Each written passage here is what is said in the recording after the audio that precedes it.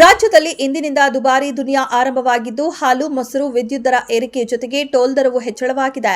ಇದರ ಜೊತೆಗೆ ಇಂದಿನಿಂದ ಕಸಕ್ಕೂ ತೆರಿಗೆ ಪಾವತಿಸಬೇಕಾದ ಹೊಸ ನಿಯಮ ಜಾರಿಯಾಗಿದೆ. ಸರ್ಕಾರದ ಬೆಲೆ ಏರಿಕೆ ನೀತಿ ವಿರುದ್ಧ ಕೇಂದ್ರ ಸಚಿವ ಎಚ್ ಡಿ ಕುಮಾರಸ್ವಾಮಿ ಆಕ್ರೋಶ ವ್ಯಕ್ತಪಡಿಸಿದ್ದಾರೆ.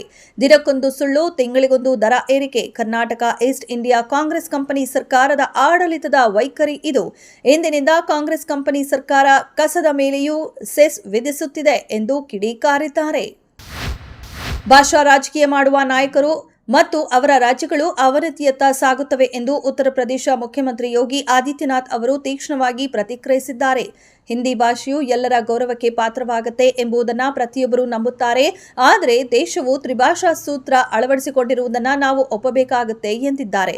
ಈ ಮೂಲಕ ತಮಿಳುನಾಡು ಸೇರಿದಂತೆ ದಕ್ಷಿಣ ರಾಜ್ಯಗಳಲ್ಲಿ ಎದ್ದಿರುವ ತ್ರಿಭಾಷಾ ವಿರೋಧಿ ಚಳುವಳಿಗೆ ಯೋಗಿ ತಿರುಗೇಟು ನೀಡಿದ್ದಾರೆ. ಭಾರತ ಅಮೆರಿಕದ ಕೃಷಿ ಉತ್ಪನ್ನಗಳ ಮೇಲೆ 100% ತೆರಿಗೆ ವಿಧಿಸುತ್ತಿದ್ದು, ಈ ಶುಲ್ಕ ಅಮೆರಿಕದ ಆಮದು ವಹಿವಾಟಿಗೆ ತೀವ್ರ ಅಡ್ಡಿಯಾಗಿದೆ ಎಂದು ವೈಟ್ ಹೌಸ್ ಸೋಮವಾರ ಹೇಳಿದೆ. ಹೀಗಾಗಿ ಭಾರತಕ್ಕೂ ಅದೇ ಮಾದರಿಯ ತೆರಿಗೆ ವಿಧಿಸಲು ಮುಂದಾಗಿದೆ. ಏಪ್ರಿಲ್ 2ರಿಂದ ಪರಸ್ಪರ ತೆರಿಗೆ ಕ್ರಮಗಳನ್ನು ಜಾರಿಗೆ ತರುವುದಾಗಿ ಅಮೆರಿಕದ ಅಧ್ಯಕ್ಷ ಡೊನಾಲ್ಡ್ ಟ್ರಂಪ್ ಹೇಳಿದ್ದು, ನಾಳೆಯಿಂದ ಭಾರತದಿಂದ ರಫ್ತು ಆಗುವ ಉತ್ಪನ್ನಗಳ ಮೇಲೆ ಉತ್ಪನ್ನದ ಬೆಲೆಯಷ್ಟೇ ತೆರಿಗೆಯೂ ಬೀಳಲಿದೆ.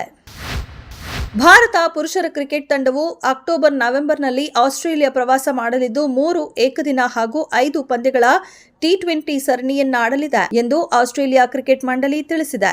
ಪ್ರತಿಷ್ಠಿತ ಆಶೀಸ್ ಟೆಸ್ಟ್ ಸರಣಿಗೂ ಮುನ್ನ ಭಾರತ ಮತ್ತು ಆಸ್ಟ್ರೇಲಿಯಾ ತಂಡಗಳ ನಿಮಿತ್ತ ಓವರ್ಗಳು ನಡೆಯಲಿದ್ದು, ಅಕ್ಟೋಬರ್ 19ರಂದು ಪರ್ತ್ನಲ್ಲಿ 3 ಪಂದ್ಯಗಳ ಏಕದಿನ ಸರಣಿಗೆ ಚಾಲನೆ ದೊರೆಯಲಿದೆ. ನಂತರ ಅಕ್ಟೋಬರ್ 29ರಿಂದ ಕ್ಯಾನ್ಬೆರಾದಲ್ಲಿ 5 ಪಂದ್ಯಗಳ ಟಿ20 ಸರಣಿ ಆರಂಭಗೊಳ್ಳಲಿದೆ.